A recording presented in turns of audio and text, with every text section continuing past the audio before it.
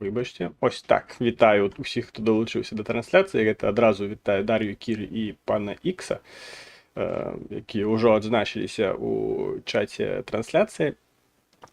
Ось, Підпишіться, будь ласка, одразу на конт Гуку, тому що були тут у мене технічні, скажімо так, перестановки, перепрацовки, тому, мабуть, що-небудь збилося, але я так бачу і дякую, Дар'я. Все добре, все чутно.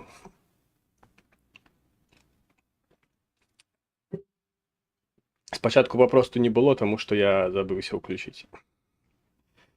Ось, криху, бачите, я вирішив рознаставити картинку ось такой бегущей строкой, де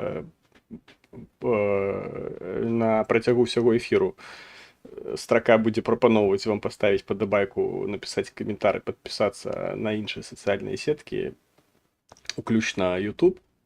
Ось, тому, коли буде роздражняти, повідомте мені, я її приберу, це не складано. Ну, а коли не буде, тоді поглянемте, буде огляд і будь-який ефект. Ось, тому що, ну, треба ж ніяк розвиватися, бо ми ж все ж таки, хоч і не стяг, але розвиватися маємо. Досить шмат було новин, особисто ось наприкінці тижня почало все так почало накоплюватися, і вельми хутко все змінятися, що тое, про що казав, уже хотів, принаймні, казати, може стати вже не таким актуальним. Наприклад, хотів там досить шмат розповідати про то, як стати політв'язнем у Білорусі, але так відчуваю, що на це може просто часу не хапити, або прийдеться просто про це розповісти не у таким великим форматі, як планувалося, тому зборів сьогодні ніяких ми не рекламуємо, тому що скончився збор на наступному тижні, там Тимур починає ніякий збор так само. Ну, ось тому без збору. Але ви завжди можете написати свої питання, наприклад, дотично оголошених тем, які є у назві. Коли у вас є теми, які ви хотіли обміркувати, яких нема у назві до гэтага відео, можете їх написати у коментарі. Я все бачу, все читаю. Google студія виглядає так досить прикольно. Я побачив, що я набив не той HDMI кабель.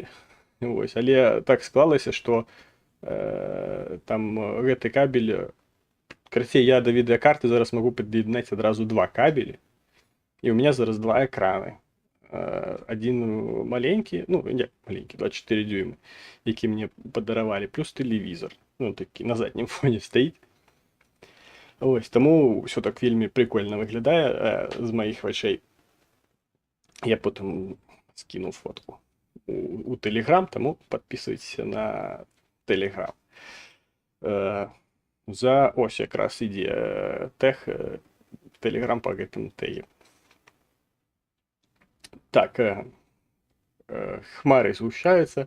Так, згущаються і не тільки над Україною, і не тільки дотично на дворі. Наступний тиждень буде увесь там, як кажуть, маланки і гремоти.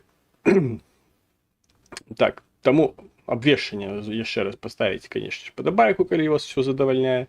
Коли не задовольняє, можете поставити антиподобайку. Ось, підпишіться на канал, коли хочете бачити цей канал, як він розвивався і щось з'являлося нове. Бо чим більше буде людей, чим більше буде тему, чим більше буде інтерактиву, тим частіше, напевно, я буду виходити в ефіри. Тому що не завжди те, що здарається в понеділок, скажімо так, інформаційно доживає до неділі. Тому що або щось зміняється, або додається чогось більш важного, що вже не актуально казати про те, про що думав казати в понеділок. Тому, мабуть, коли буде досить проглядів, досить запиту, скажімо так, на інформацію, яку я видаю, частей буду з'являтися в ефірі.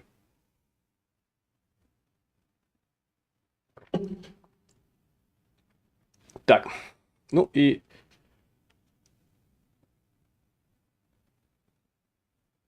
Так, ну, на війна живе 3 дня. Це така поговорка. Ну так. Так, ну і пачнем, напевно, з першага самага. Першая тэма гэта Байден і Трамп.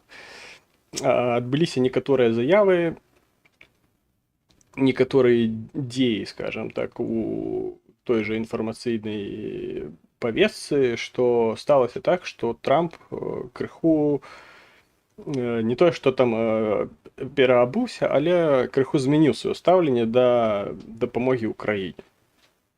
Быў артыкул у Вашингтон Пост, дзе там праз нейкіх былых там ці нават дзейсных супрацоўнікаў офісу Трампа была заява, што Трамп прапанаваў бы, як бы быў прэзідэнтам Украіне, скончыць вайну, папросту адмовіўшыся ад тэрыторый. І быццам бы ў гэтым быў яго план. Ось. І гэтую ідэю Трампа не падтрымалі ягоныя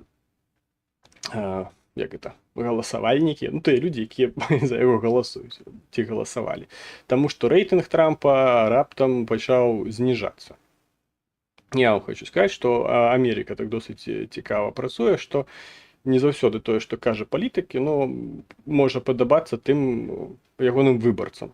О, я ўзгадаў гэтае слова, выбарцы. І таму рэйтынгі змяніліся, і ўжо Байден пачаў умоўна перамагаць па ўсіх гэтых сацыяльных апытаннях. Таму трэба было Трампу штосьці рабіць, неяк рэагаваць на гэта ўсё. Ён адрэагаваў тым, што сказаў, што гэта fake news. Fake news. Карацей, сказаў, што гэта ўсё фейкі, што ён такога ніколі не казаў, не збіраўся гэтага рабіць і гэтак далей. Але не вельмі дапамагло. Таму Трамп пайшоў яшчэ далей і пра дапамогу ўкраіне ён заявіў, што варта яе надаваць не ў якасці бескаштоўнай, то бишь бесплатнай, а ў якасці крэдыту. Па сутнасці ўкраіне ўсё роўна, як атрымліваць гэтую дапамогу, ці то ў якасці крэдыту, ці то ў якасці бескаштоўнай. Галоўнае яе атрымліваць і атрымліваць як мага хутчэй. Нягледзячы на тое, што ўжо 9 месяцаў як ніякай дапамогі ад Спалучаных Штатаў няма, Украіна ўсё роўна змагаецца, Украіна там не прасядае, скажем так, па фронце, каб відавочна, так нейкіх правалаў нідзе не адбываецца, все, в прынцыпе, роўна ідзе. Нягледзячы на тое, што ўжо 9 месяцаў як ад Спалучаных Штатаў нічога не. Ну, наконт ленд-лізу не ведаю. Ну, бо ленд-ліз гэта, скажем так, асобныя нейкія рэчы, а там менавіта такая прапісаная дапамога, якая быццам бы грашовая, але да ўкраіны гэтыя грошы ўсё роўна б не даходзілі, таму што, па-першае, яны застаюцца ў Штатах, яна атрымлівае гэтую дапамогу ў выглядзе, скажем так, матэрыяльных рэчэй, а не ў выглядзе грашэй. Бо калі там аб'яўлялася пэўная дапамога там, на 11, на 10 мільярдаў, Украіна папросту атрымлівала іх у выглядзе зброі. Зброі, там, ракет, нейкіх там іншых прыладаў, бранёваных аўтамабіляў, бранёванай тэхнікі і гэтак далей. Таму як у выглядзе грашэй гэтыя грошы, скажем так, да Украіны ніколі і не даходзілі. Так,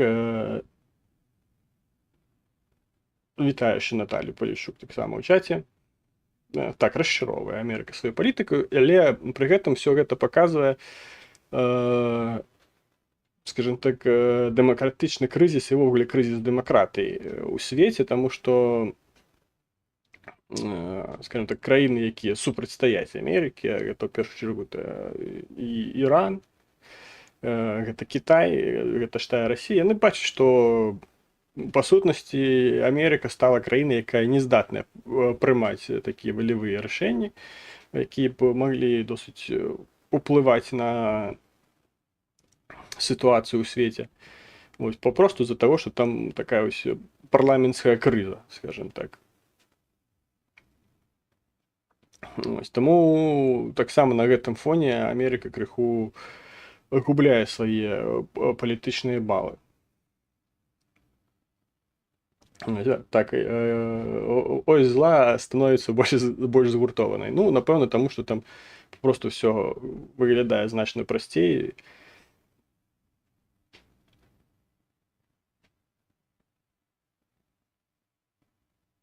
Тому ось так. Але при гэтым 9 красавіка прынамсі Джонсон там абяцаў, што будзе прагаласаваны гэты пакет дапамогі, але пакет дапамогі такі не быў прагаласаваны.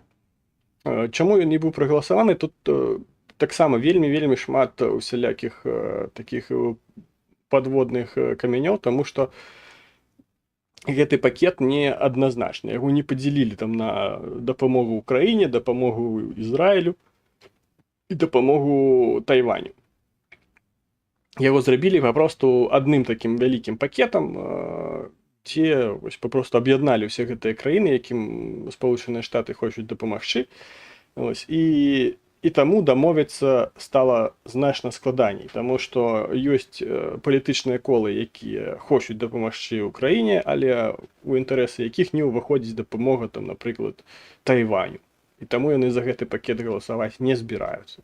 Ёсць тыя, хто за дапамогу Украіне, але супраць дапамогі Ізраілю і не супраць дапамагчы Тайваню. І яны таксама галасаваць за гэты пакет не збіраюцца. Ёсць і іншыя там, всялякія варыянты, дзе тыя ці іншыя палітычныя сілы падтрымліваюць дапамогу адной ці іншай ці трэцяй краіне, але не падтрымліваюць адной ці другой ці трэцяй нават ці двум краінам ці ўвогуле ўсім краінам дапамогу не падтрымліваюць.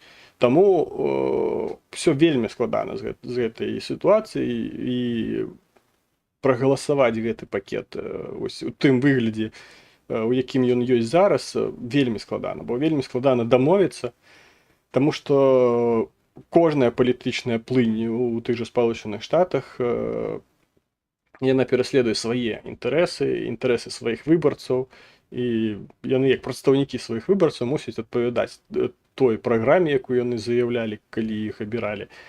Таму все там вельмі складана, заблытана, і менавіта таму гэта і зараз называюць дэмакратычнай крызай і крызай дэмакратыі, таму што нават дэмакраты не могуць паміж сабой дамовіцца, каб застацца пры гэтым дэмакратамі. Ось, таму крыўдна, канешне, што так адбываецца, і па тых жа сацыялагічных апытаннях ва ўкраіне зрастае недавера, не то ж недавера, нават супраць захадныя такія настраі, але яны датычацца не тое, што там украінцы пачалі там говорить, ой, там не трэба нам той захад, там захадная гэта культура і гэтак далей, а хутчэй тое, што сістэма кіравання заходняя, яна неяк сабе не тое, што вычарпала, а паказала ў крытычнай сітуацыі як недзеяздатная.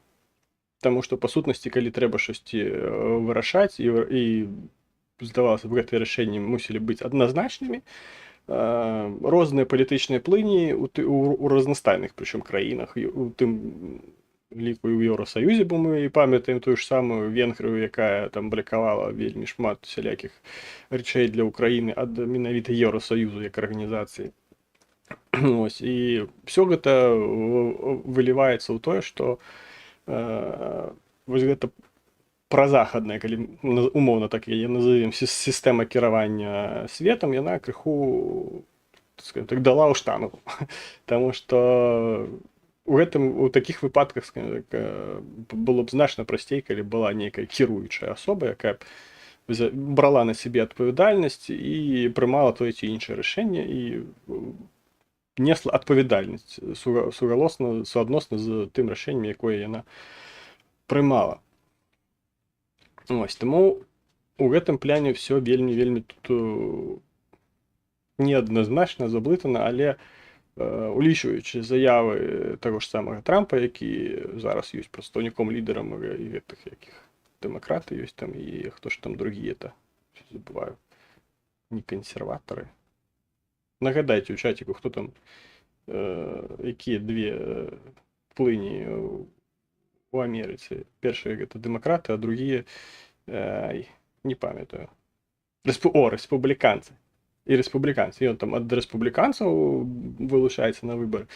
Ось, і влічуючи, што ось ён ўжо заяўляе, што быццам бы яны і не супраць, каб гэтая дапамога была ў крэдыт, досыць верагодна, што бліжэйшым часам гэтую дапамогу прагаласуюць. Яшчэ большым штуршком да таго, што гэту дапамогу мусяць прагаласаваць, сталі ось літаральна ўчорашнія падзеі ў Ізраілі. І мы так плавно пераходзім да другой тэмы, дзе мы бачым, што пачалася, ну, не то, што там паўнамаштабная вайна, але такая, скажем так, перастрэлка паміж Ізраілем і Іранам і краінамі, якія падтрымліваюць у гэтым пляне Іран.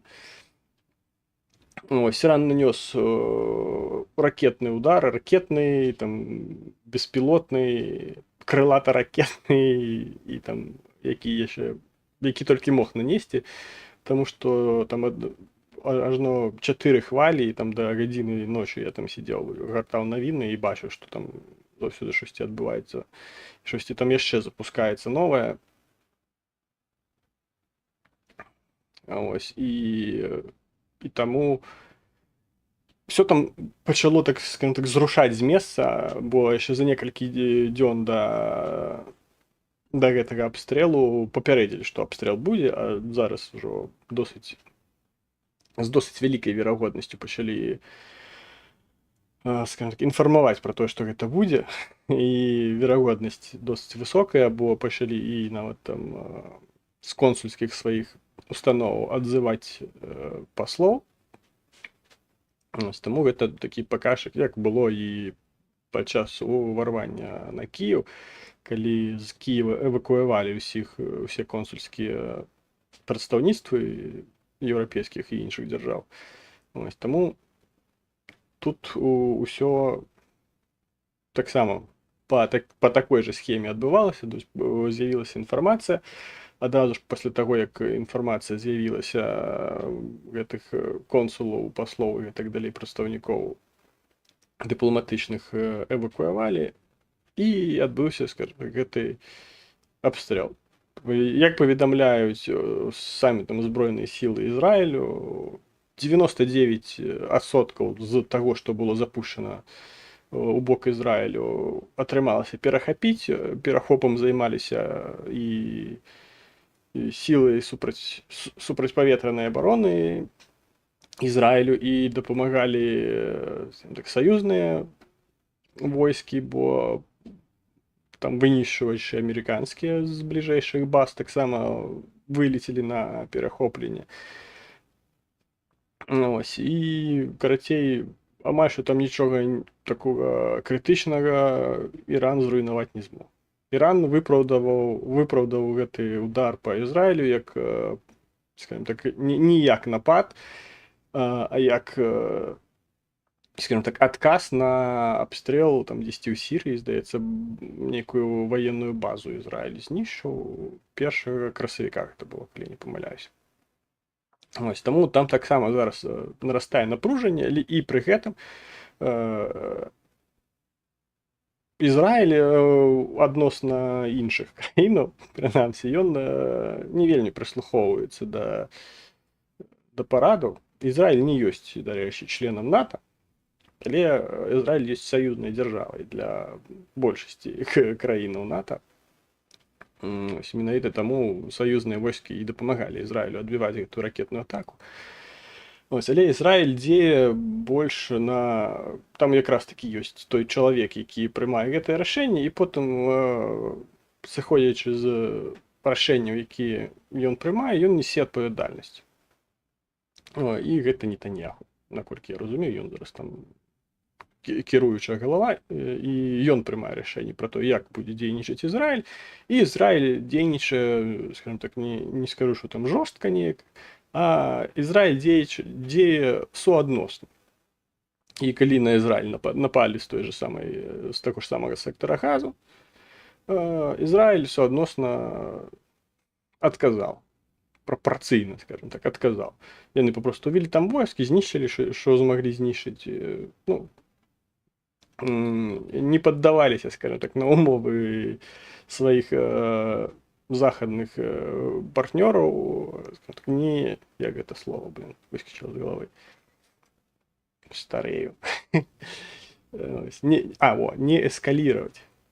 На прапановы не эскалировать конфликт Израиль послаў усіх на некалькі там сваіх ізраільскіх літараў і пачаў эскалировать конфликт.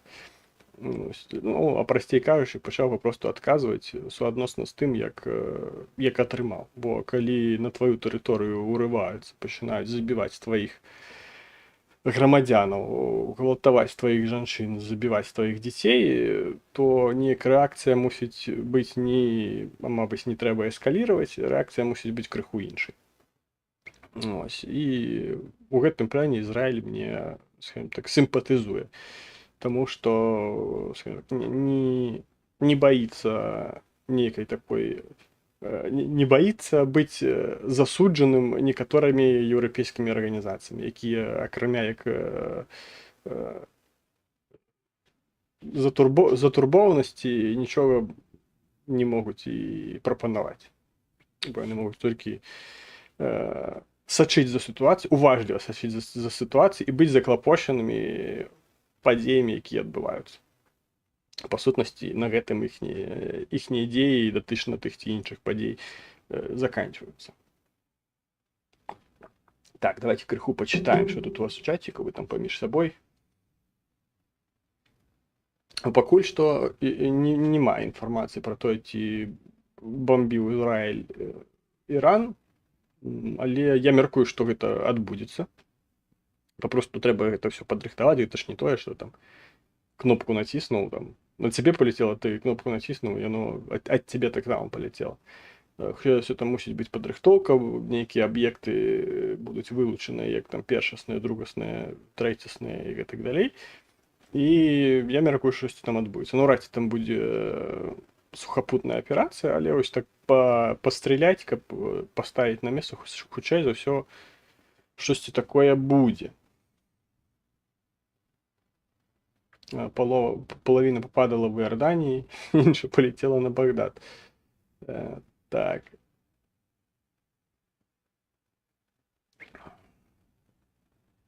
Так, ну і ось ви самі адказуєте на своє питання, що цікаво, чи ізраїльтяни нанесуть удар відповідь. Ну, вядома, што хутчэй за ўсё гэта адбудзецца, таму што гэта Ізраіль, таму што ён мае магчымасці.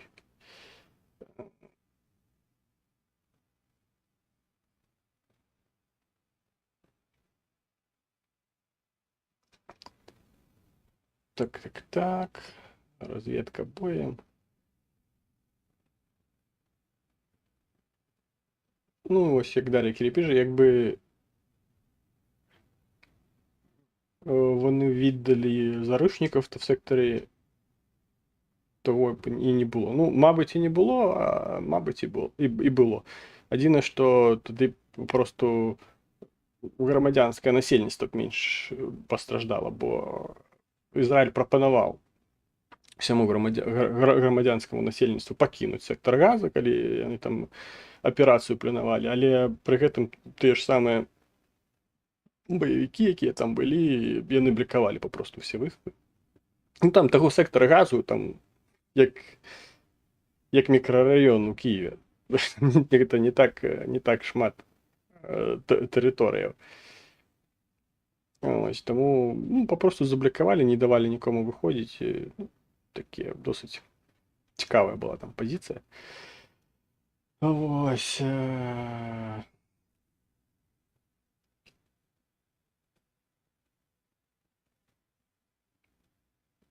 Ось як пан Ікс піше, ну зараз це модна течія на Заході, гвалтівника треба вислухати. Ну, так, прэзумпцыя невінаватасці пакуль не даказана, быццам бы працуе, але пры гэтым яна неяк працуе, нават калі ты маеш уже там відэа з доказамі, пакуль суд не скажа, што гэта відэа сапраўднае, для іх гэта ўсё роўна застаецца быццам бы бездоказным фактам. Таму такая так ёсць такое. Быццам бы нейкія рэчы там яшчэ могуць быць і змягчальнымі абставінамі. Напрыклад, там траўма дзяцінства была ў гвалтаўніка, таму ён у адказ таксама ўсіх гвалтуе. Хаця, ну, гэта ўсё такое досыць умоўна. Ну, і зноў ж так, інфармацыя, што еўрапейскія арганізацыі абсалютна імпатэнтны.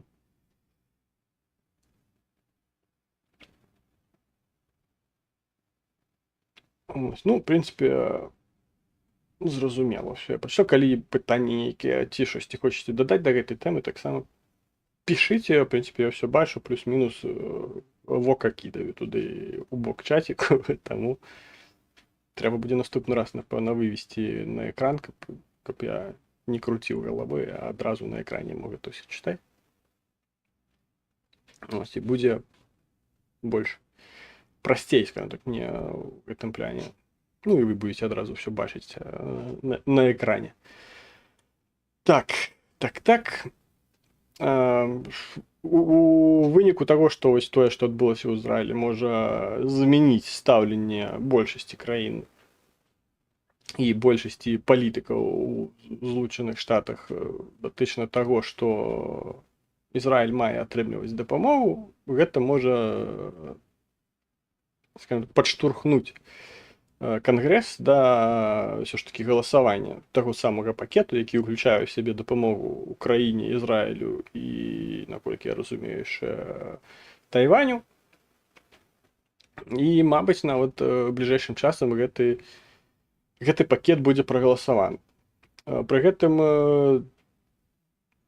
досыць такое істотнае абурэнне.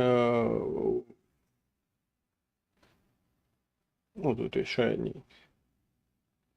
Дар'я Кірил, гэта вы з двух аккаунтах, мне цікава зайшлі, ці гэта два розныя чалавекі, бо вельмі падобныя нікнеймы. Дар'я Кірі і Дар'я Кірил. Ну, адпішыце, ці вы гэта два розных аккаунты, ці гэта папросту, ці гэта два розных чалавекі, каб я разумеў. Вось, так, збіўся крыху з думкі. Брэм. Мабыць, будзе прагаласаваны гэты пакет. Але пры гэтым ва ўкраіне пачалося такое абурэнне, таму што Ізраіль не ёсць членам НАТО, напрыклад.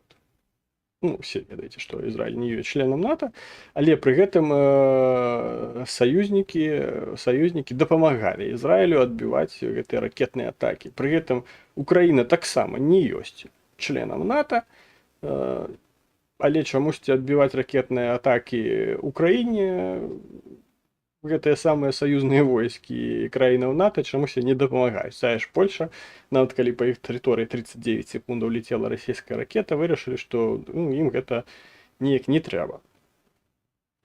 Таму досыць такія цікавыя пачаліся размовы. Прынамсі, я бачыў некаторыя пасты некаторых, скажем так, не то што там палітычных дзеячоў, а, скажем так, як іх называюць? Ретранслятарам грамадскіх думак.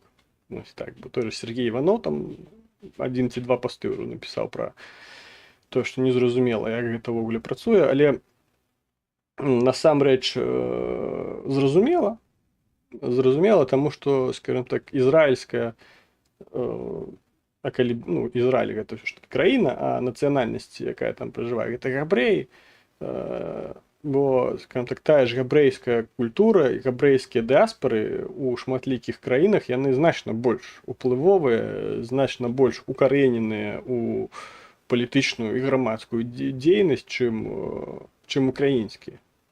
І менавіта таму, скажем так, для Спалучаных Штатаў згубіць, скажем так, сваю, як, калі можна, габрэйскую супольнасць у Спалучаных Штатах, гэта досыць істотна. Ось, таму яны не могуць сабе гэтага дазволіць. І не могуць не падтрымаць і не дапамагчы. Чаго нельга сказаць пра украінскую дыаспару, напрыклад. Бо ну, якби я собі слабо уявляю, що українська діаспора у Сполучених Штатах ніяк впливає на політичні плині у Сполучених Штатах. Чого ну, не можу сказати на конт габрэйскай дыаспоры. Таму у гэтым выпадку яно як бы зразумела у плане ўплыву, але незразумела ў плане роўнасці. Бо па, скажем так, па паперках, умоўна кажучы, па паперках, і тая і іншая краіна ёсць саюзнікамі, не ёсць членамі НАТО, і тая і іншая краіна удзельнічаюць у баявых канфліктах з іншымі краінамі, але чамусьці адной краіне союзники дапамагаюць адбіваць ракетныя ўдары і аказваюць дапамогу, а другой краіне гэтага не робіць. Таму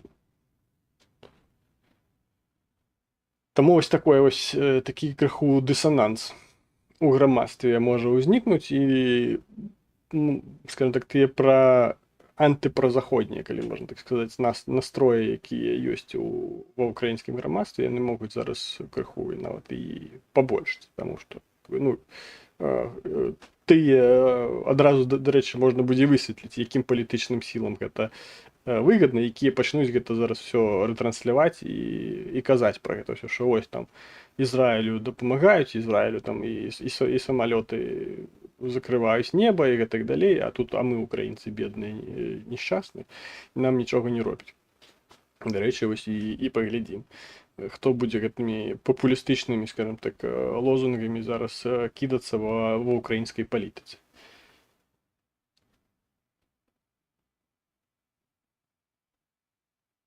Так, от бачу, Володимир Зернігор долучився до нас.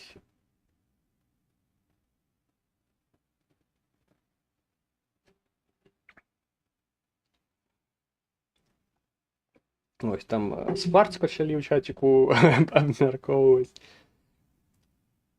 Ось, ну, чатик там починає своїм життям жити.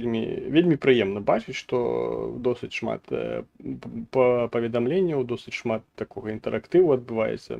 Вельми приємно, не глядячи на те, що там не вельми шмат людей одночасно глядіть, але нават гэта мне приємно, скажем так, що є люди, які заходять, глядять і щось там поміж собою падмяркоўваюць і задаюць пытанні. Гэта азначае, што праца ідзе і гэтая праца не дарма. Так, паглядзім, што там яшчэ. Бо такіх міжнародныя, скажем так, адносна міжнародныя. Мы скончылі навіны абмяркоўваць, гэта там США, Ізраіль і там все, што там адбываецца. Ось, павернемся, скажем так, у наш рэгіён. Дарэчы, учора у навінах з'явілася, што Шольц наведаваў Кітай. Ён прылецеў з 3-дневным візітам у Кітай, разам з ім прылецелі там нейкія прадстаўнікі буйнога бізнесу, там BMW, Mercedes, там яшчэ нейкія, дакладна не памятаю. То бишь, хутчэй за ўсё, нейкія эканамічныя пытанні датычна Кітаю і, скажем так, эканамічнага развіцця адносінаў паміж Кітаем і Германіяй будзе абмяркоўвацца падчас гэтага візіту. Сустрэнецца там Шольц, прынамсі запланавана сустрэча з Сі Цзіньпінем і другім там па значнасці чалавекам, я не памятаю гэтыя кітайскія прозвішчы, гэта еўрапейскія прозвішчы не запамятаеш, а там кітайскія ўвогуле. Добра Сі Цзіньпіня хаця б запамятаў ужо дасягненне.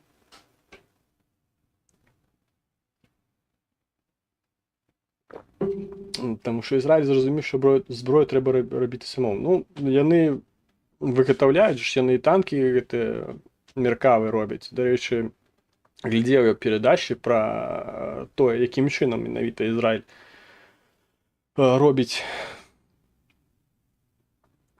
танкі, бо ў іх танкі у адрозненні ад, напрыклад, танкаў Савецкага Звязу, яны прадугледжвалі больш абароны і больш бяспекі менавіта для экіпажу. Таму што Ізраіль не вельмі вялікая па насельніцтву краіна, і для іх, скажем так, падрыхтаваць новага танкіста, неважна на якой ён там спецыяльнасці, ці то там мехвод, там наводчык, камандзір, там зараджаючы ці іншы, гэта ну праблематычна ў плане колькасці просто, таму там дазволілі, дарэчы, служыць жанчынам, яны гэтым карыстаюцца. Таму яны падчас разробкі свайго танку Меркава яны рабілі больш акцэнт менавіта на тое, каб нават у выпадку, скажем так, што ў гэты танк патрапіць, каб экіпаж захаваўся, скажем так, у бяспецы, каб ён максімальна не пастраждаў, наколькі гэта магчыма зрабіць, рэалізаваць у танку. Ось, таму там, ну, не памятаю, які там дакладна тэхналогіі, ну, там, звычайна, там актыўнай бранёй нікога зараз не здзівуеш, але там штосьці яны яшчэ прыдумалі, досыць даўно гэта было, яшчэ там да гэтых светавых войнаў усіх глядзеў, неяк выскачыла, цікавіўся гэтай сітуацыяй. Ось, таму нават гэты паказчык, ён ужо кажа пра тое, што Ізраіль клапаціцца пра сваіх ваенных, і для іх, скажем так, падрыхтаваць якаснага ваеннага гэта досыць істотная штука. Ось, і замяніць яго значна складаней, чым падаецца, бо замяніць якаснага на неякаснага гэта, ну, літаральна, умоўна кажучы, гэта як зменшыць якасць той же самай тэхнікі, бо тэхніка ў Ізраілі ўсё ж такі досыць добрая. Ось, але з-за таго, што там будзе сядзець менш вопытны, там той же самы мехвод, ці наводчык, ці камандзір, ці зараджаючы, эфектыўнасць працы гэтай тэхнікі будзе значна зніжацца. Таму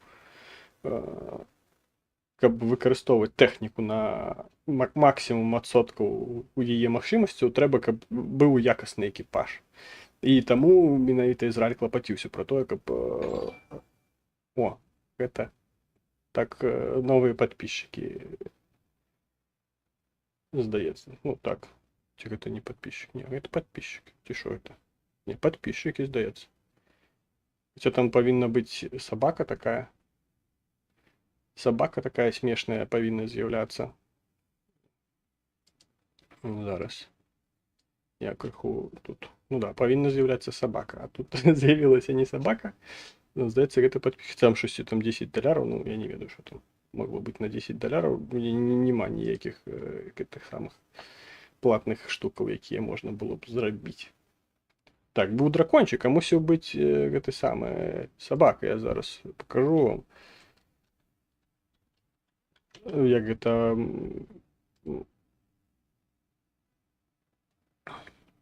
мала выглядаць. Ось, таму што а тут нейкі дракончык. Ну, гэта хутчэй за ўсё, гэта новы падпісчык.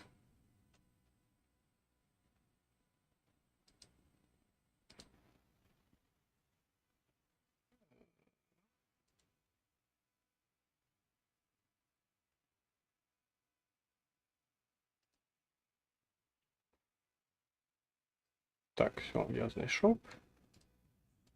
Ну, ось так гэта мала выглядаць. Але там штосьці там, гэта, мабыць, там у нікнейме там штосьці пра $10 было. Ось такая сабака мусіла з'явіцца падчас падпісчыку, бо тут іншага ў мяне не дададаў. Мне дадано гэта тое, што паказвае, колькі там чалавек глядзіць. І вось так выглядае, так, тест падпісчыка, вось так. Там крыху, правда, яно было ніжэй, там за стракой было крыху не бачна. Але ладно, хоць нейкая такая разнастайнасць з'явілася ў эфіры. Ну, і добра, з'явілася і з'явілася. Лепш, чым увогуле б нічога не з'яўлялася. Зараз я чекну.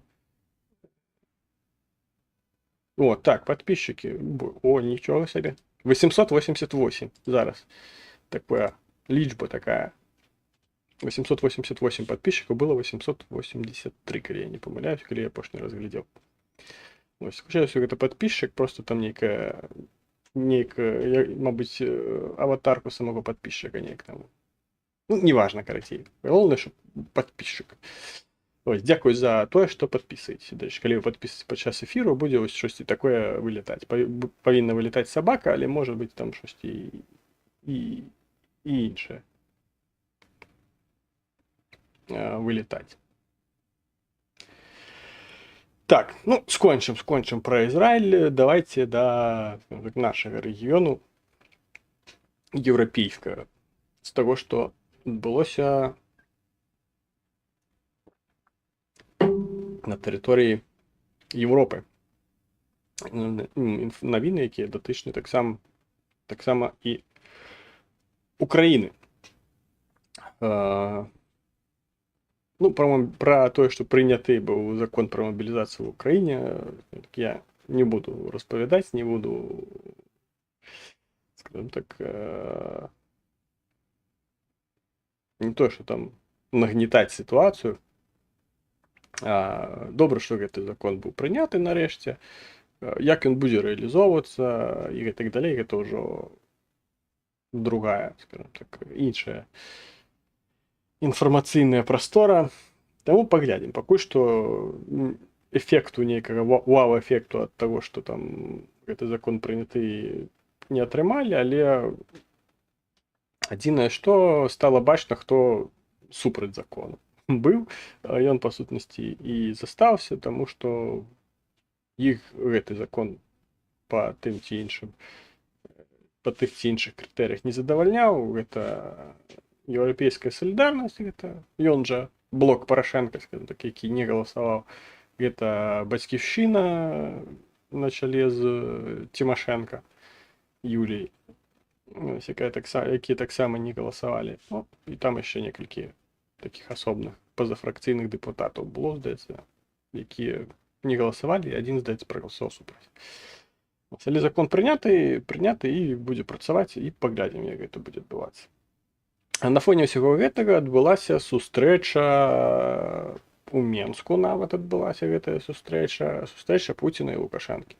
Мы памятаем, што апошнімі тыднямі там Лукашенко распавядае ўсім, што хочаш міру, гатуйся да вайны, і не мы гэта прыдумалі, але гатавацца мы будзем.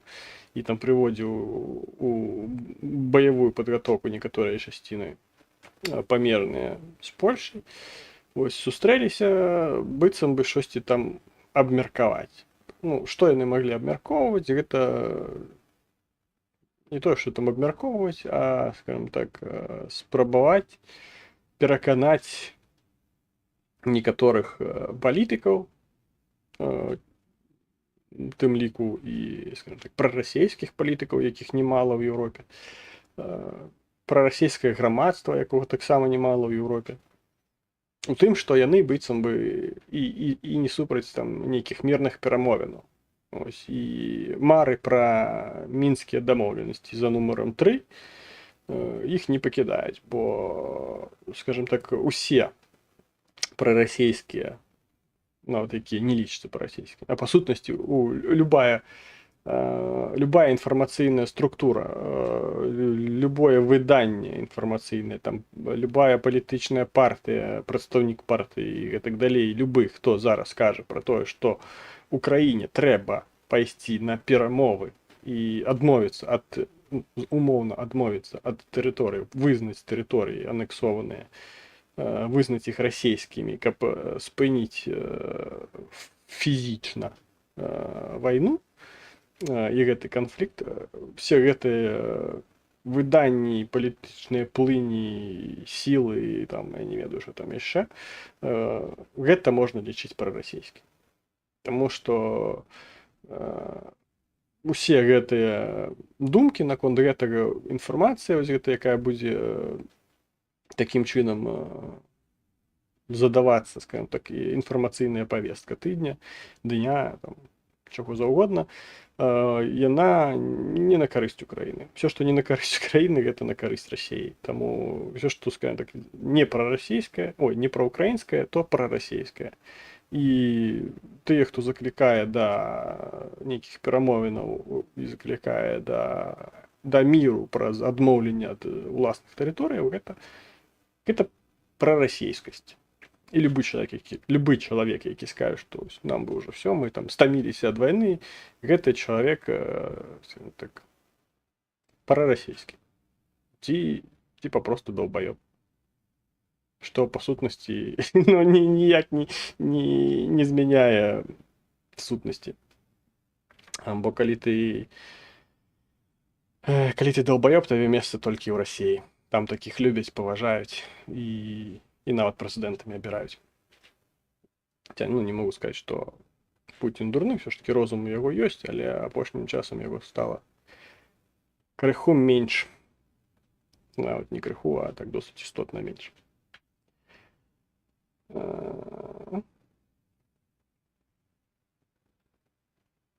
Як вы думаеце, Лука піде в атаку? Ну, Лука навряд ці пойдзе ў атаку нейкую. Лукашенко зараз, скажем так, у яго не то, што там развітыя гэтыя самыя інстынкты палітычныя, але ён разумее, што адбываецца. Але пры гэтым ён залежны. Ён гэта разумее, што ён залежны ад Расіі, таму зараз рабіць нейкіх заяваў, што вось гэта там Расія ваюе, а мы там увогуле гэта не падтрымліваем, нам гэта ўсё роўна. Ну, ён такога не робіць. Ён кажа, што там Расія робіць свае справы, якія яна лічыць неабходнымі, а мы там саюзнікі, мы там ОДКБ, мы не можам не падтрымаць. Вось мы там падтрымліваем, але удзелу мы ніякага не прымаем у гэта. Ну, гэта ж тое самае, як Сполучаныя Штаты падтрымліваюць Украіну. Ну, як бы мы там выказваем там за непакоенасць, мы за мір увогуле, як бы мы там прапануем вам не эскаліраваць, але удзелу непасрэднага ну, мы прымаць не будзем і дапамагаць як бы там фізічна мы вам не будзем, войскі мы вам дасылаць не будзем. Ну, такое. Умоўная метафора, алегорія выглядае менавіта так. Ось, але пры гэтым, скажем так, некаторыя заявы Лукашэнкі варта ўспрымаць такімі, бо ён любіць, як кажуць, піздануць лішняга. Ось, ён гэта ўмее менавіта дзеля таго, каб стварыць вось гэту інфармацыйную прастору неабходную. Каб гэта пачалі, скажем так, абмяркоўваць. Бо не проста так ён там крычаў у свой час, ось там НАТО лязгае тракамі і бла-бла-бла-бла-бла-бла, і там ужо там у Польшы стаяў там кантынгент, які быў гатовы там напасць на Беларусі, там і заходнія обласці Беларусі далучыць да Польшы, там і там ледзьве не всю Беларусь уже там разарвалі, падзялілі і гэтак далей. Ну, вось таму, ну, такое сабе. Складана ўспрымаць усур'ёз, але пэўныя высноўкі рабіць з гэтага трэба. Таму што, скажем так, тая ж самая міграцыйная крыза, якую зараз Лукашенко спрабуе ўжо 2 гады, як спрабуе справакаваць на тэрыторыі з Еўропай, гэта на мяжы з Польшай, Літвой, Латвіяй, краінамі Балты, але, скажем так, праз стварэнне гэтай самай крызы, калі ён там мігрантамі закідвае мяжу, якія там лезуць праз гэтыя платы і гэтак далей, ён робіць, скажем так, не тое, што штосьці адмоўнае, але з іншага боку ён дапамагае. Таму што праз гэту міграцыйную крызу, якую ён спрабуе стварыць на мяжы з краінамі еўразвязу, скажем так, ось, ён вымушае папросту гэтыя краіны узмацніць гэтую самую мяжу. І праз гэта як бы яны становяцца больш падрыхтаваныя нават да магчымага ўварвання. Таму што яны там будуюць тыя ж самыя платы, яны ж пасільваюць тыя ж самыя патрулі, пасільваюць гэту самую памежную службу, якая там несе, там нейкія ставяць назіральныя камеры і гэтак далей, каб загадзе там все пабачыць і максімальна аператыўна адрэагаваць. Таму тут такая падвойная рэакцыя на гэта ўсё можа адбывацца. Ось, таму ось так. Але пры гэтым Пры гэтым нельга выключаць тое, што Расія можа зрабіць напад на тыя ж краіны Балтыі пад зноўку ж нейкімі там умоўнымі, скажем так, умоўнымі нагодамі, што быццам бы гэта мы адзін народ і гэтак далей, і там ну, як звычайна, там што-небудзь яшчэ там Пуцін піздане пра тое, хто там жыў калісьці там у Вільні там ці там у Талліне і ці ў Рызе, там і рыжскі бальзам звычайна там увогуле любімы ягоны напой, і таму трэба ўсе гэтыя краіны далучыць да расеюшкі матушкі. Ну, выгадаць, ну, не складана там нейкую гісторыю міфічную пра едзінарогаў. Ось, таму, мабыць, і так адбудзецца. І не дарма, што некаторыя там аналітыкі, у тым ліку ваенныя, кажуць пра тое, што там літаральна ўжо ў 25-м годзе гэта ўсё можа адбыцца. І таму менавіта краіны Балтыі зараз адчуваюць тое, што яны вельмі у небяспечным становішчы знаходзяцца. І тая ж Літва зараз і робіць больш жорсткімі правілы атрымання віду на жыхарства, асабіста для беларусаў, пра што зараз ныюць усялякія праціханаўскія памыйкі, што вось там беларусаў у правах ушчымляюць, бо яны не могуць атрымліваць літоўскае ВНЖ і 2 разы на месяц ездзіць да бацькоў у Беларусь. Як жа так, это ж ай-яй-яй. Ай-яй-яй, правы.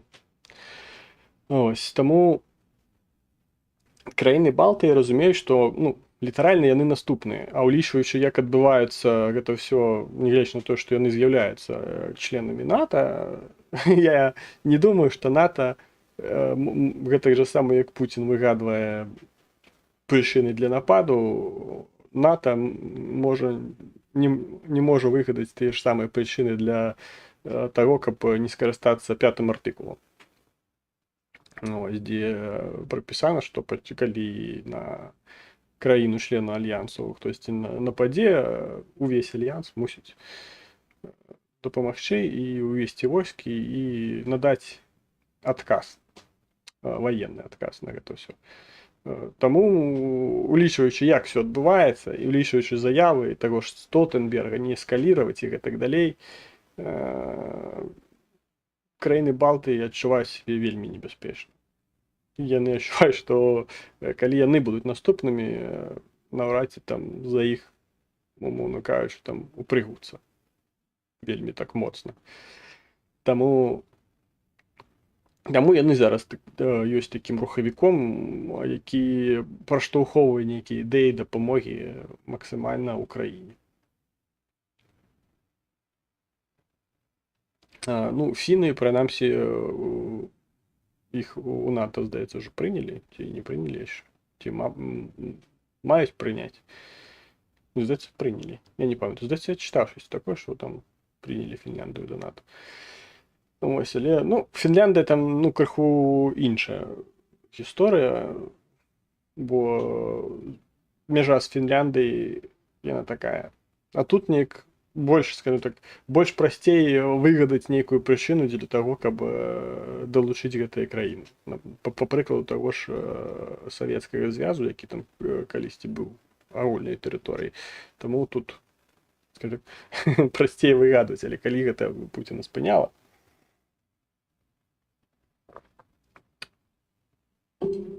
вони б адной Нокіі ўсіх пабілі, ну так, там 33-камі б закідалі, калі там яшчэ яны засталіся. Ось, таму застаецца такой вось марай Пуціну і Лукашэнкі гэты самы Мінск-3, хаця, ну, для ўсіх ужо вядома, што Лукашенка не ёсць там зараз пасярэднікам, такім, якім ён быў раней, а ёсць суагрэсарам. Таму все ягоныя заявы датычна таго, што там збіраецца рабіць Пуцін і гэтак далей, все гэта нікаго ўжо не цікавіць і нікаго Нікаго не падмане і не надасць Лукашэнку таго, скажем так, міралюбчага статусу. Ну, ось і, дарэчы, ось і інфармацыя, што у пацверджанне таго, што краіны Балты адчуваюць сябе наступнымі, гэта тое, што у гэтым годзе Літва выдзеліць 1,2 мільярды еўра на ваенную дапамогу краіне. Міністр унутраных спраў Латвіі Агне Білотайте. Калі я дакладна націкі паставіў, то вось Агне Білотайте заявіў, што 1,2 мільярды яны перададуць Украіне на ваенную дапамогу. Так, і глядзім, што там у нас яшчэ сёння. Ну, ось неяк хутка я так все навіны распавёў. Хацелася б, щоб они собрались і дружно здохлі. Ну, шмат чаго б хацелася, каб шмат хто здох. Але не заўсёды так працуе. Бо для того, каб людзі дохлі, часто трэба нейкія высілкі рабіць.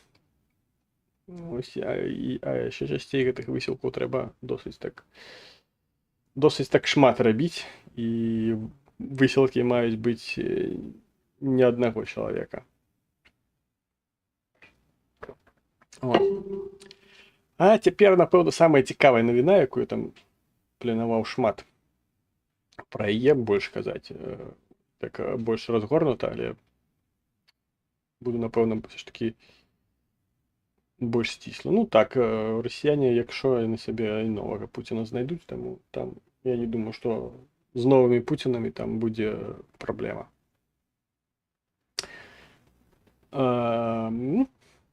Пра тое, як стаць палітвязням у Беларусі. Ось такая тэма. Чаму я менавіта пра гэта пачаў казаць? Таму што досыць такія смешныя пачаліся дзеянні беларускай дыаспары, калі яна з гэтым павязаная у Еўропе. Усе мы ведаем, што Алесь Беляцкі, гэта кіраўнік, не ведаю наконт стваральніка праваабарончай арганізацыі незарэгістраваны «Вясна» у Беларусі, атрымаў Нобелеўскую прэмію, але пры гэтым ён сядзіць там па нейкай, як звычайна, па нейкім надуманым артыкуле. Ось, і што вы думаеце, беларусы ў Еўропе вырашылі, што самае лепшым, што можна зараз зрабіць для Алеся Беляцкага, гэта сабраць 80 000 подпісаў з патрабаваннем Лукашэнкі вызваліць Алеся Беляцкага.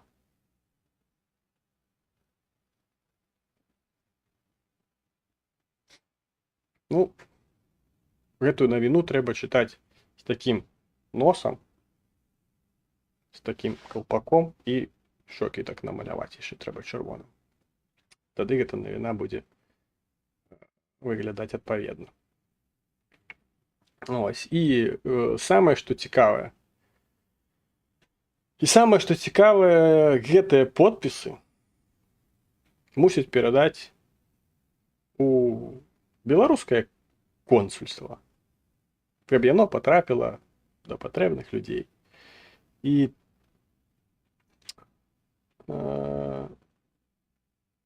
ось, дарэчы, Дар'я Кірі улавіла ланцужок. Гэтыя 80 000 подпісаў плануюць перадаць у беларускае консульства, каб яны патрапілі куды? Патрапілі, канешне ж, у Беларусь. Як вы ведаеце, калі хто-небудзь за каго-небудзь, за якія-небудзь штукі падпісваўся, там ёсць імя, прозвішча і, калі я не памыляюся, нейкія рэгістрацыйныя дадзеныя. Прынамсі, рэгістрацыйныя дадзеныя краіны перабывання. І я не ведаю, якім трэба быць, назваць такіх людзей долбаёбамі, гэта пакрыўдзіць усіх долбаёбаў. Таму што трэба папросту быць адбітым на ўсю галаву, і не толькі галаву, а там ледзьве не да пят. Трэба быць адбітым чалавекам, каб надаваць свае ўласныя дадзеныя у 24 годзе і потым разумеючы, што гэтыя дадзеныя будуць пераданыя у будь-якую беларускую структуру. Неважна, там будзе гэта беларускае консульства, бо калі яно патрапіць у консульства, яно патрапіць у любую беларускую структуру. І я не ведаю, чым трэба карыстацца,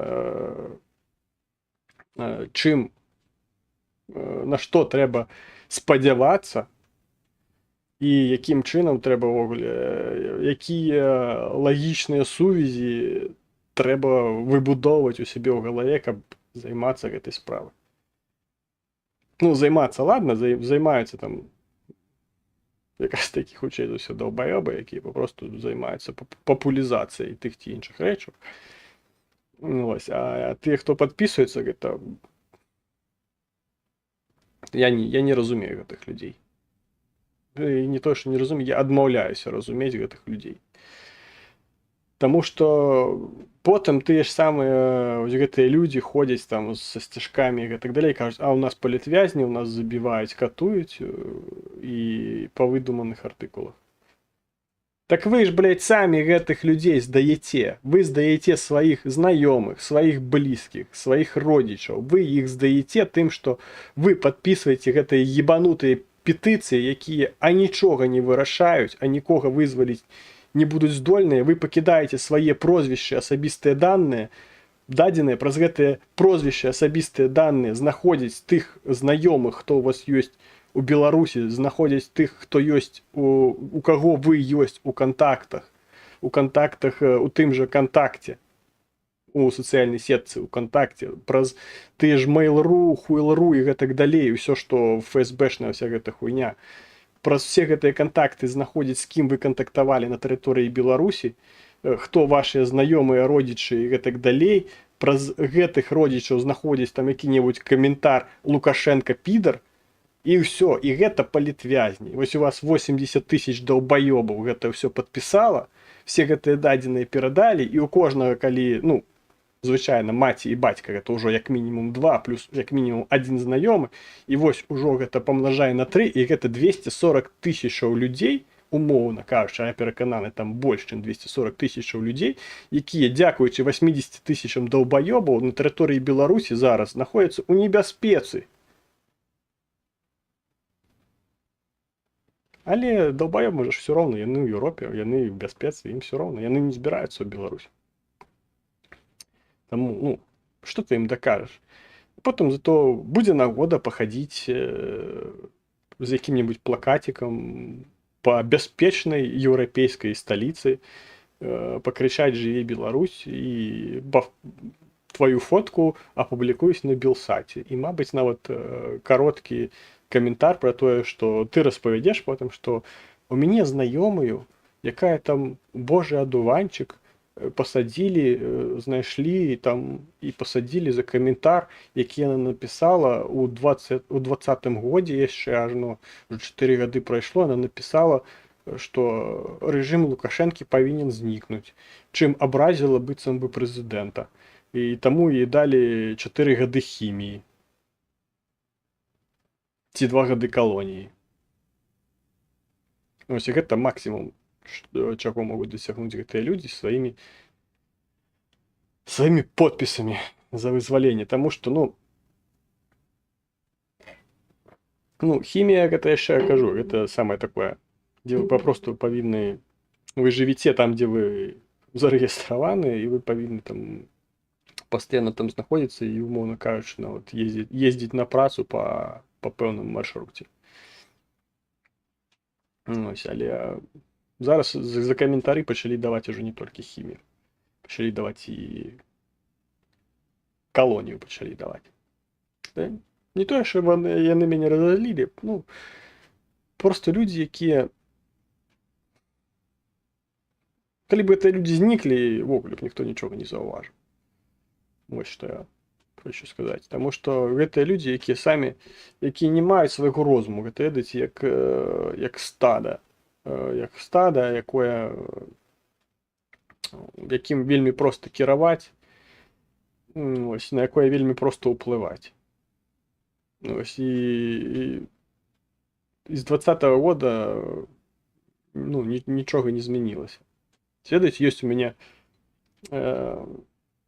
відэа на канале пра Южны парк. Гэта адно з першых відэа, якое я зрабіў, напэўна, калі патрапіў ва ўкраіну. Як такі мой самастойны, калі можна так назваць, праект. А я яго нават... Я яго вам зараз пакажу. Толькі трэба будзе яго спачатку завантажыць, але я думаю, я з гэтым хутка спраўлюся. Ось, пакуль я тут яго шукаю. Сутнасць у тым, што ніхто не хоча думаць. Все думаюць, што гэта што оно само быццам бы скончыцца, што яно там мірным шляхом гэта ўсё можна выправіць і гэтак далей. Але насамрэч, ну, ніякім мірным шляхом гэта ўсё не высветліцца і ніякім бокам не скончыцца. Я, напэўна, не змагу я вам яго скачаць, бо я тут перастаўляў Windows і нема ў мяне функцыі скачаць, але зараз я вам яго пакажу праз захопленне экрана. Ось. І там ось якраз пра тое, што людзі думаюць, у 20-м годзе людзі падумалі, што вось яны там з'явіліся быццам бы як нацыя і гэтак далей. Хаця насамрэч ніхто не з'явіўся. І ось у гэтым такім кароткім відэа я гэта ўсё якраз такі і паказваю. Прычым там все так досыць цікава выглядае. Так, оп. Ось яно з'явілася. Так, зараз я гэта прыберу. Зараз дадам гук з працоўнага стола. Ну, і давай там літаральна колькі там, некалькі хвілінаў. Давайте паглядзім гэтае відэа.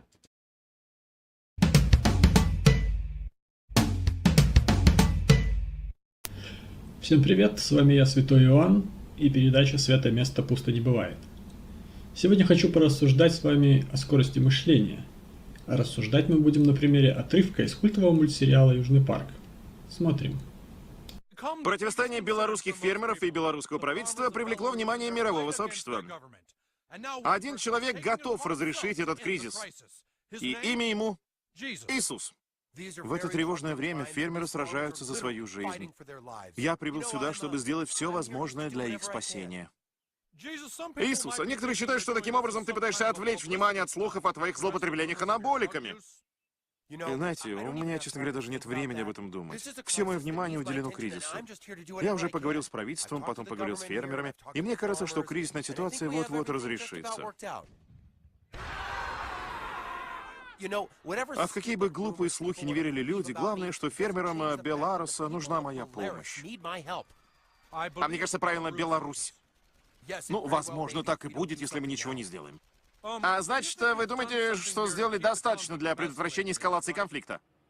Ну, я делаю то, что всегда делал. Вы хотите знать, что я делаю? Я сражаюсь за жителей Беларуса. А что делаете вы? А вот чем ты теперь займешься, раз все белорусские фермеры мертвы? Что? Твою мать! Казалось бы, ничего необычного, просто очередной стёб с оттенком черноты над происходящим в мире. Но давайте обратим внимание вот на какой факт. Дата публикации видео в YouTube 18 августа 2020 года. То есть ровно через 9 дней с момента начала протестов в Беларуси. При этом в данном отрывке как нельзя красочнее описывается вся суть происходящих процессов. И как показала практика, и происходящих в данном ключе еще до сих пор. Как быстро сценаристы, режиссеры, декораторы, аниматоры и прочие работающие над мультфильмом смогли понять, оценить и воспроизвести в виде анимации то, на понимание чего у большинства белорусов не хватает соображаловки понять и оценить до сих пор. 9 дней. Именно столько понадобилось людям с трезвой и здравой оценкой происходящего, чтобы понять и придумать, как над этим пошутить. И при этом юмор данного кусочка мультфильма не устарел. А знаете почему? Да просто потому, что ничего с тех пор не изменилось. Ничего от слова совсем. Поставьте на место Иисуса Вечерку, Тихановскую, Латушка, Цепкало и посмейтесь над этим видео еще раз. В то время, когда эти оппозиционеры продолжают хоть что-то делать, народ Беларуси умирает. За комментарии о погибшем чекисте задержано только 136 человек. Может, не стоит говорить о том, что вы делаете, если то, что вы делаете, ничего не меняет? Я уже прям вижу злопыхание ясветок, бабарикан и прочей победившей оппозиции. Да с чего ты взял? Белорусы родились как нация. Столько всего изменилось. Так вот, опережу вас. Ничего не изменилось. А не изменилось оно по той причине, что релиз 16 сезона 13 серии, о которой идет речь в видео, состоялся в далеком 2012 году. Так что вы говорите, у вас изменилось? Вопрос остается прежним. Как долго белорусы, находясь в Беларуси, будут осознавать происходящее, на осознание которого у людей с другого полушария планеты ушло гораздо меньше времени? Засим спешу откланяться. Выражайте свое отношение к видео в виде лайка или дизлайка, пишите комментарий и подписывайтесь на канал. Свято место пусто не бывает.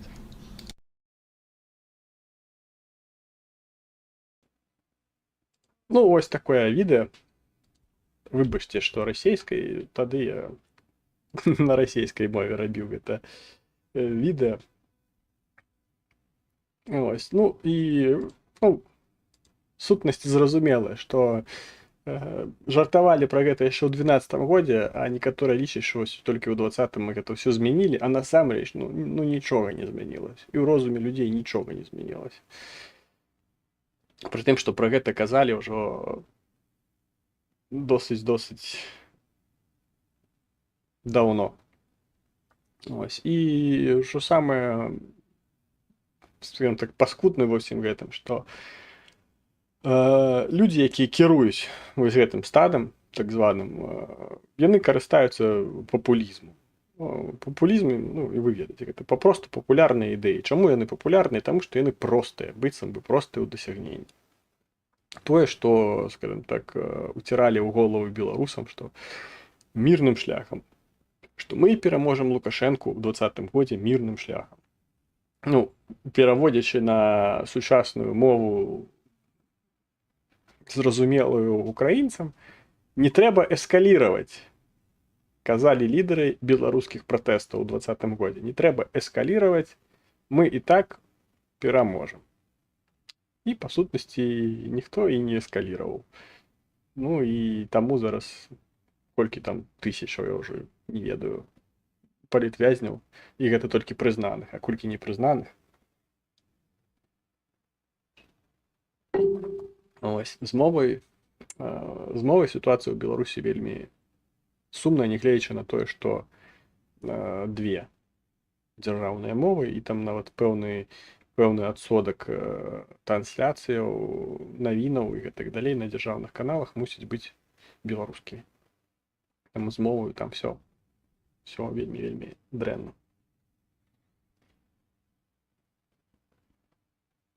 Ну, пра тое, што мы прагулюемся, это быццам бы мы не прымаем удзел у несанкцыянаваным шэсці ці несанкцыянаванай акцыі, мы просто гуляем. Гэта быццам бы такая адмаза умоўная была. Вось, таму пра папулізм. Гэтыя ідэі папулярныя таму, што яны простыя, а простыя яны таму, што яны не вымагаюць ад удзельнікаў рэалізацыі гэтых ідэй нічога. Бо ну звычайна прасцей же ж там мы просто гуляем там па выходных. Там выйсці ў нядзелю 2 гадзінкі пагуляць. Ну, звычайна, хто не гуляе ў нядзелю там па 2 гадзіны па горадзе, напрыклад. Ну, мала такіх людзей, прынамсі летам. Ну, звычайна, хто-небудзь там выбіраецца са сваёй кватэры і ідзе там дзесьці там штосьці робіць. Дзесьці там у кафэху ці яшчэ там куды-небудзь. Ну, таму. А тут можна пакучкавацца, умоўна кажучы, такім чынам. І гэтыя ідэі, яны не вымагаюць ад іх выканаўцаў ніякіх дзеяў.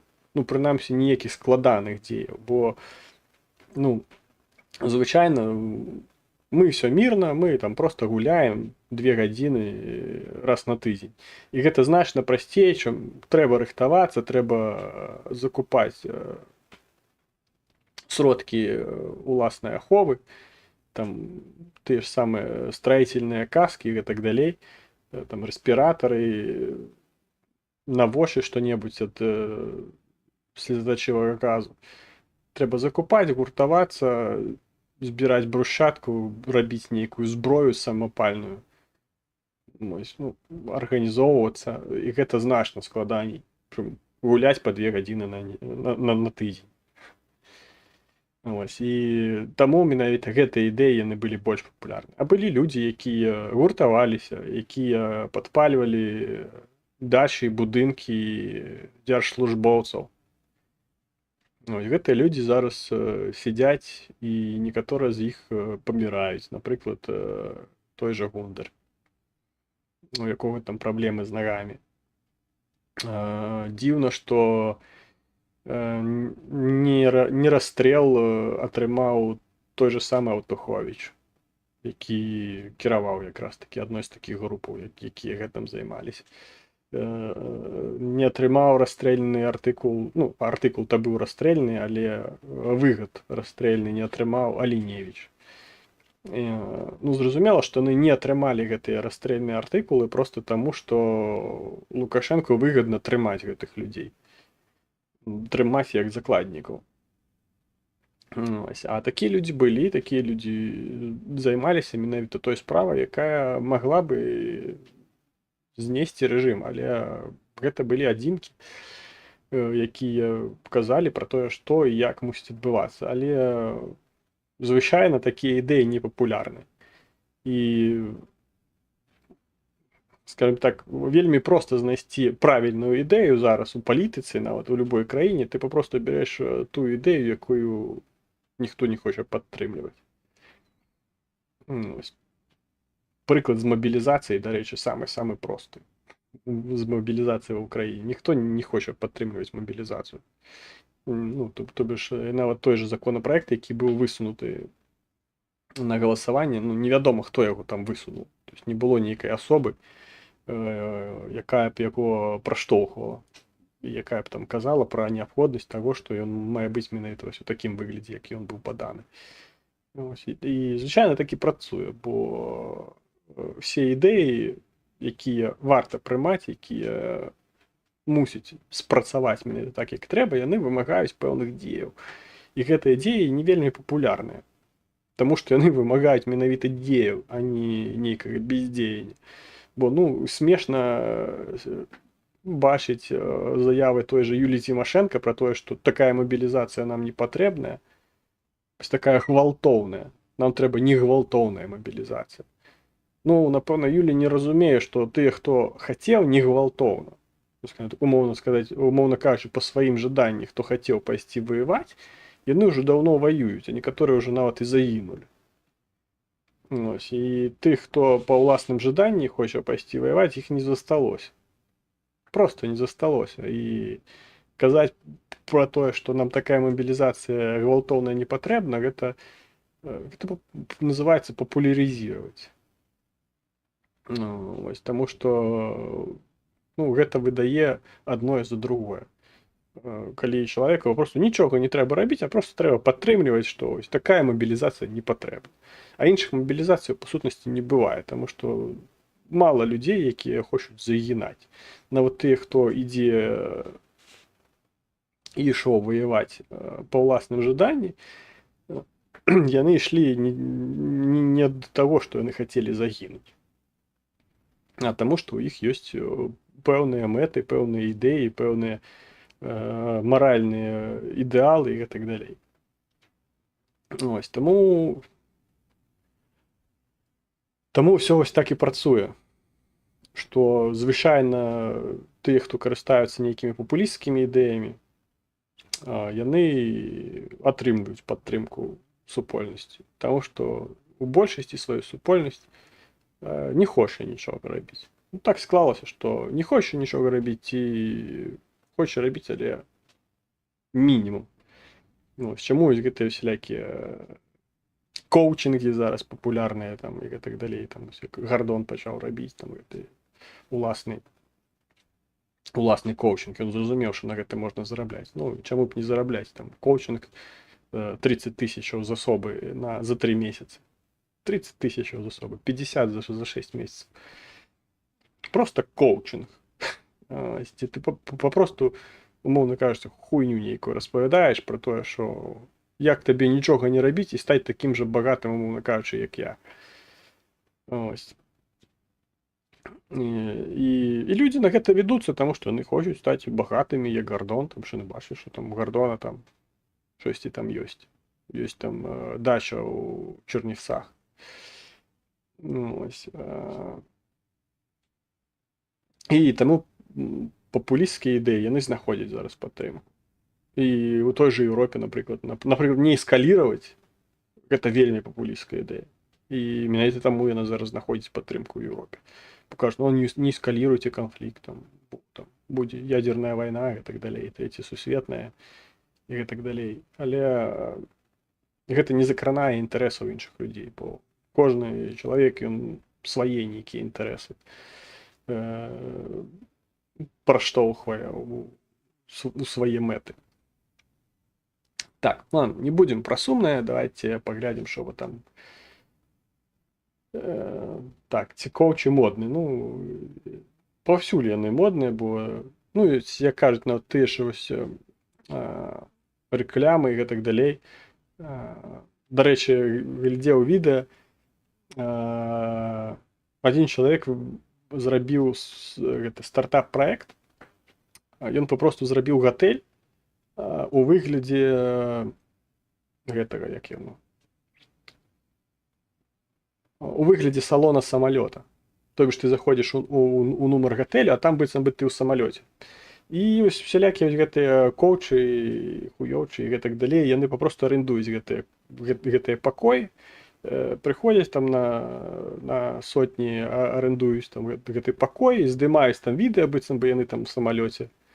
Ось яны такія багатыя і піздатыя, распавядаюць, як там трэба на той біржы таргаваць, там гэтыя схемкі, гэтыя графікі, як яно працуе, і все, яны там трацяць, напрыклад, там нейкую тысячу-две на аренду, з'ёмкі і гэтак далей, за дзень там здымаюць кучу відэа, а потым выкладаюць і кажуць, ось там по маёй спасылцы праходзьце, там ось так ось таргуйце, і все у вас будзе добра, і атрымліваюць з гэтага пэўны адсотак ад таго, што людзі там прайграюць і гэтак далей. Тое ж самае, як працуе з онлайн-казіно, калі тыя ж самыя алхімы і гэтак далей запускаюць там у себе на тэлефоне ўжо запраграмавана, якой ім рэкламадаўца даў відэа, дзе яны быццам бы выйграюць, і кажуць, о, ось, глядзіце, я выйграла, ось, там новым аккаунтам насыпае і гэтак далей, таму рэгіструйце новы аккаунт, таму што з кожнага новага аккаунта, ну, новага, з кожнага аккаунта, які зарэгістраваўся па спасылцы пад іхнім відэа, яны атрымліваюць, скажем так, кэшбэк ад прайгранай сумы. Таму вось так гэта ўсё і працуе. Так, септо-інфо-цыгане. Ну, насамрэч так, таму што, ну, людзі шукаюць нейкіх лёгкіх таксама лёгкіх дасягненняў. Чаму вось у свой час сталі гэта, як яны, стэроіды для качкоў сталі папулярнымі? Таму што ніхто не хацеў працаваць над сваёй фізічнай формай, прасцей там штосьці ўкалоцца і раздуцца там, як вінаградзіна. А вось на прыкладзе якраз фізічнай формы гэта вельмі добры паказчык. Каб дасягнуць пэўнай фізічнай формы, трэба ебашыць як невядома хто. Да і трэба не просто там ебашыць у зале, а трэба яшчэ харчаванне сабе прадугледзець. А каб эфектыўна гэта все было, трэба яшчэ там нейкія там дабаўкі і крэатыны, пратэіны і пэўныя наборы вітамінаў трэба, таму што з ежай ты шмат чаго можаш не атрымаць, і шмат чаго, напрыклад, можа быць дорага, напрыклад. Бо там ты ж фосфор, гэта трэба там рыбы жраць там просто неверагодна колькі, каб неабходную колькасць фосфору атрымліваць. Але пры гэтым трэба яшчэ там і каларыйнасць, ну, карцей там цэлая сістэма.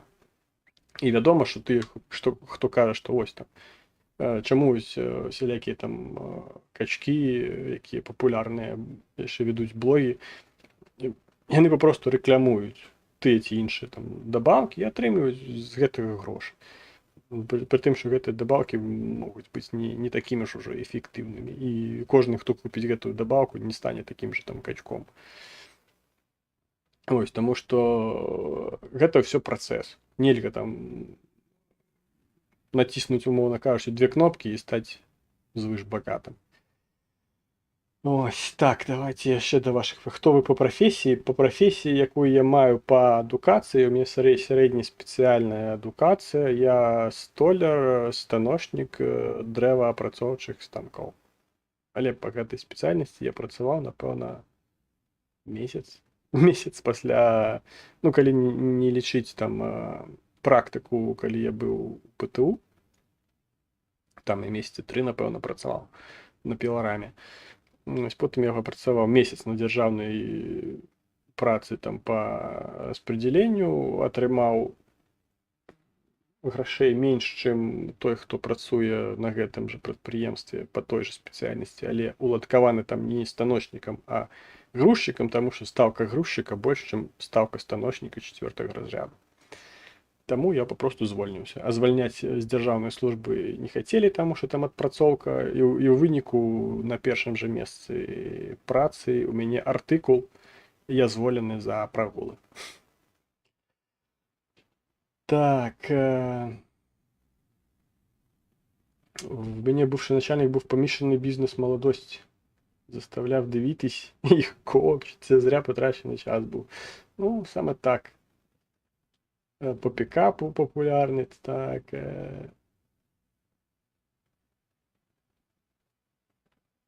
Бачили американських хлопців з пікапу, це один жах. І це м'яко сказано. Ну, кажу, це все, ну, нема схеми такої ось, що ось. Робі ось так і буде добре. Ну, бо навіть тим же, ну, подчас того ж, тих же знайомств, ну, кожен чоловік по-розному сприймає інформацію, кожен чоловік по-розному сприймає людей. Там, для когось важно одного чоловіка, для когось іншого. Хтось там звертає увагу на одні речі, хтось звертає на інші. Тому всі ці коучинги, це все херня. Це, як кажуть, це все інфо-циганство. Так, ну і давайте, ой, уже, колькі, може, 1,5 години, ё-моё. Все ж таки атрымалася доўга. Ось, атрымалася доўга пра всялякія там штукі распавядаць. Ну, ось, дарэчы, слушная заява, што, звісно, крім табе самога твоє жыцця ніхто не зменіць. Ну, менавіта так, бо, ну, па-перше, як ніхто не надасць табе класную фізічную форму, як ніхто не зробіць табе фізічна падрыхтаваным да ўсяго, гэтак же сама і ў жыцці нішто не зменіцца, пакуль ты сам гэта не зменіш.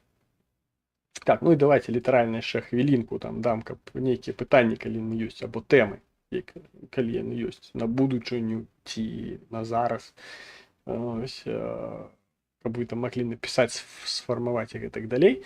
Я нагадаю, што вось бегучая строка вам і так все нагадвае пастаянна, што вы можете падтрымаць аўтара бескаштоўна, прычым паставіўшы падабайку або напісаўшы каментар.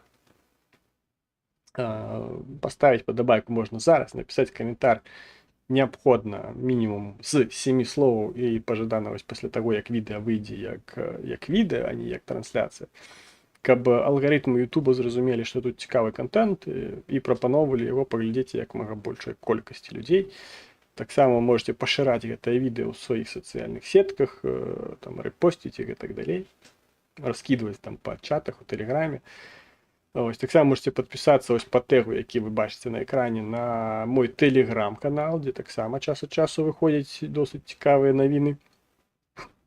Таксама па гэтым жа самым тегу ёсць што ёсць? Ёсць Instagram, ёсць TikTok, дзе вы таксама можете падпісацца, дзе вы таксама зможаце ставіць лайки і глядзець каментары. Там таксама час ад часу выходзіць цікавая інфармацыя. Таксама, калі вы хочаце падтрымаць мяне матэрыяльна, вось картка. Вось картка украінскага банку. Можете туды кинуть какую-нибудь копейчину, калі вы дзесьці ў Еўропе і не ведаеце, няма у вас магчымасці закінуць на украінскую картку. Вось мой тэлеграм асабісты, можете напісаць мне туды, і мы з вами дамовімся, як вы зможаце з Еўропы, напрыклад, закінуць копейчину мне на дапамогу. Мне гэта будзе вельмі прыемна. Так, в прынцыпе, яшчэ можете падпісацца на гэты YouTube канал. Тут таксама час ад часу выходзіць цікавая інфармацыя. Пакуль што я трансляцыі раблю толькі па нядзелях. Мабыць, калі яны будуць карыстацца, скажем так, попытам, буду рабіць часцей. Так, пытанне, а чым вы займаеце, калі прыехалі в Украіну? Ну, тым і займаўся, гэтае відэо з Южным паркам рабіў. Ось, ну, я дапамагаў на канале менавіта онлайн. Там щосьці загудзела. Хтосьці мне кінуў денег. Дзякую вялікі таму, хто кінуў крыху грошай. Як кажуць, донатаў, як і пісюноў украінцаў, маленькіх не бывае. Ось, я, скажем так, на валантарскай аснове працаваў на канале менавіта онлайн. Тады я пачаў асвойваць все гэтыя штукі, праз якія можна рабіць трансляцыі, як мантаваць відэа і так далей, таму што, ну, звычайна я гэтым не займаўся. Ну, ось, пачаў гэта ўсё рабіць, пачаў развівацца у гэтым пляне, дасягнуў пэўных так межаў, пачаў на пачатку, калі я маляваў карцінкі, ну, гэта застаўкі, прэв'ю, як кажуць, прэв'ю да відэа маляваў у Paint, потым пачаў маляваць у фігме. Меня навучылі. Ось, паказалі, распавялі, што ёсць такая фігма, як там працуе. Ну і потым папросту там, калі трэба было штосьці зрабіць, бярэш просто, напрыклад, трэба там выдзеліць аб'ект. Ты просто гугліш там выдзеліць аб'ект у фігме. І все, табе там літаральна 2-3 хвіліны і распавядаць, як гэта зрабіць. І ось тыя прэв'юшкі, якія зараз у мяне на канале, я зараз раблю ось менавіта ў фігме. Там больш, правда, яно там заточанае пад графічны дызайн, але для прэв'юшак там хапае. Ну, прынамсі, фігма мне больш падабаецца, чым Photoshop. Так, там некаторых рэчаў Photoshop у фігме няма, але ёсць іншыя рэчы, якія ў фігме значна прасцейшыя, чым у Photoshop, напрыклад. Мне падабаецца больш фігма. А відэа мантаваць я мантую на пачатку я мантаваў ввогуле у 10-м Windows. Там ёсць відэарэдактар. Ну, там папросту можна адрэзаць і склеіць, больш там няма ніякіх функцый.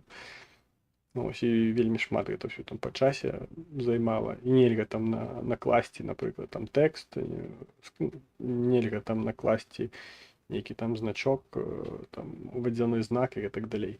Таму я браў іншы дастасунак і потым на відэа накладаў тэкст, калі ён там быў неабходны. І гэта займала вельмі шмат часу, таму што там все гэтыя праграмы платныя, а ті, які бесплатні, і не досить довго це все опрацьовували. А потім я почав користатися Adobe Premiere Pro. Ну і, як не кривдно, піратської копії цієї програми. Ось тому протягую її користатися, її монтую відео, ролики і так далі. Досить класна програма. Коли-небудь, коли буде у мене шмат підписчиків, коли я отримаю офіційний статус в Україні і змогу виводити монетизацію від цих тисяч підписчиків і там мільйонів проглядів, і почну заробляти тим, що я роблю, я змогу набити собі ліцензію. Ліцензію Adobe Premiere Pro і не користатися піратською версією этой программы. Так. Кого ви дивитеся на Ютубі? На Ютубі я гляжу, насамрэч, не так шмат. Я гляжу Карася. Гляжу Карася, тому що ён ось такое, мне падабаецца, што ён радыкальны. Радыкальны, ось апошняе, што ось літаральна сёння паглядзеў, там кароткае відэо было, называецца «Карась супраць 40 наркоманаў, здаецца, калі ён там дзесьці в нейкім клубе, наколькі я зразумеў, там вокны пабіў. Ось, і там щось яму пачалі прад'яўляць щось, і ён там такі карась. Карась прям там на відэо, і там і піздзіцца хацеў з усімі там, і такі досыць бадзёры. Мне падабаюцца ягоныя ідэі у плане менавіта радыкалізацыі ідзеяў. Як гэта мусіць адбывацца. Калі б у нас быў свой беларускі карась, так у 20-м годзе, які быў настолькі папулярны, як і ваш Євген Карась, мабыць, і што-небудзь бы атрымалася. Вось, акрамя карася гляжу Ісландыю, зараз мне яшчэ там хтосьці набыў гэта самага спонсора, і мне прыходзіцца глядзець яшчэ і другую часціну лайваў. Ось, тому гляжу Ісландыю, гляжу. Ну, не ўсю і не заўсёды. Час ад часу гляжу Сергея Іванова, ён зараз пачаў таксама рабіць лайвы. Час ад часу слухаю Тимура Філоненка.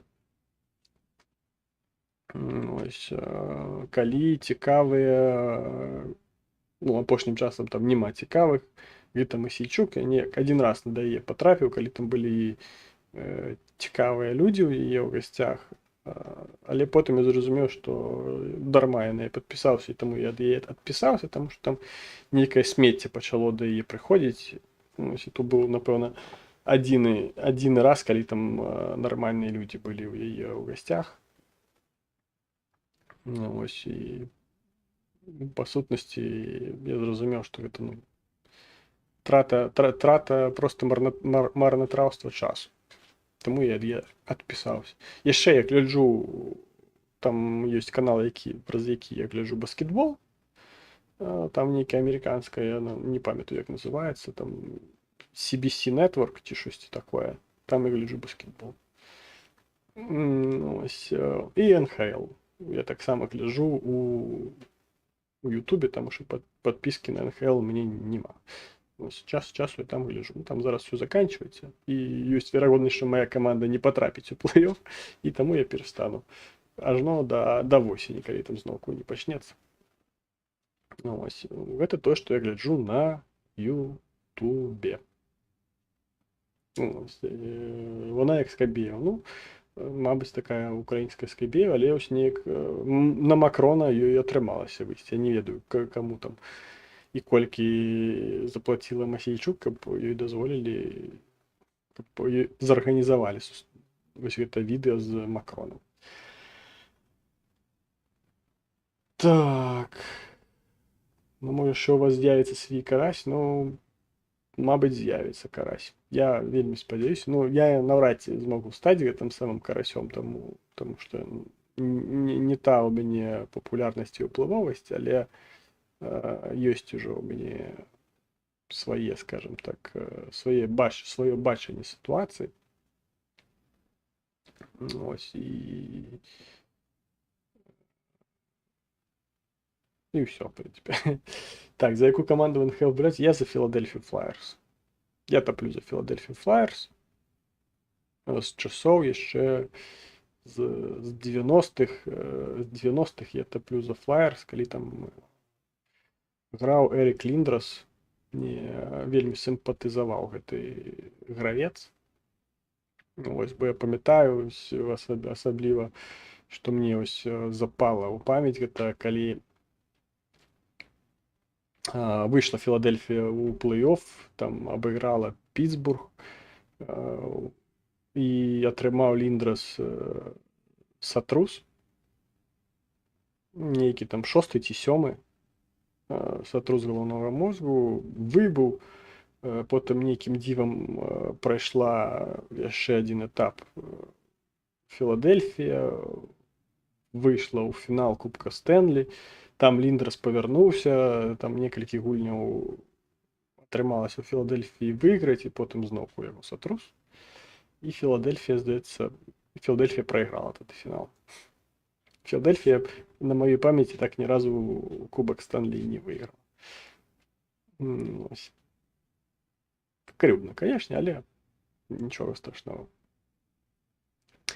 Зато баскетбольная моя любимая команда выигрывала. Я за Сан-Антоніо болею, там 5 разоў яна аж выиграла. Але апошнім часам не выигрывала. Так, ё-маё, гадзіна 40. Хто столькі будзе глядзець? Гадзіну 40. Трэба часцей рабіць, трэба дзеліць, напэўна, эфіры. Але не шмат людзей глядзіць. Ось будзе глядзець хаця б чалавек. Давайте так. Будзе прыходзіць на эфіры 50 чалавек. Ну, не складана ж 50 чалавек. Будзе 50 чалавек. Як толькі першы раз, ось тут, як толькі першы раз я пабачу лічбу 50, все, я так адразу зраблю, буду рабіць 2 эфіры. Адзін дзесьці ў сярэдзіне тыдня, адзін ось у канцы такі ітогавы. Вось. В прынцыпе, все, пытанняў я бачу няма. Дзякуй за тое, што былі. Сёння, дарэчы, максімальная лічба тут была, калі не памыляюся, 13. Зараз я пагляджу, што там YouTube піша, колькі там адначасовых праглядаў было. Ну, 11 я дакладна бачу. Здаецца, мне 13 было. Ну, YouTube не паказвае. Увогуле, адначасовыя прагляды піша 5, але гэта такое, напэўна, зараз. Ну, ладно. Не істотна. Галоўнае, што я бачу там лічбу 13. І гэта пакуль што максімум, гэта класна. Даўно не было столькі гледачоў адначасова.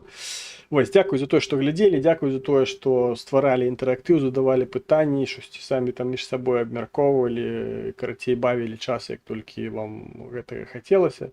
Спадзяюся, інфармацыю, якую я выдаваў, таксама была адносна карыснай, не быў гэты час марнатравствам. Таму ставьте падабайкі, пішыце каментары, подписывайтесь на разнастайныя сацыяльныя сеткі, тэлеграмы, ютубы, тиктокі, інстаграмы. Прыходзьце праз тыдзень, будзе яшчэ адзін стрым, як звычайна, калі дажыву, а я мяркую, што я дажыву. Ось, пашырайце гэта відэо ў сваіх сацыяльных сетках, распавядайце знаёмым, рэкамендуйце ім таксама, каб яны таксама падпісваліся, каб гледачоў ставала больш, каб інтэрактыву ставала больш, каб пытанняў разнастайных цікавых было больш, а значыцца і адказаў разнастайных і цікавых таксама ставала больш. Ось, і трымайце сябе ў бяспецы, не ігнаруйце, як гэта раблю я, сігналы паветранай трывогі, тых, каго гэта датычыцца. І слава Ўкраіне і жыве Беларусь!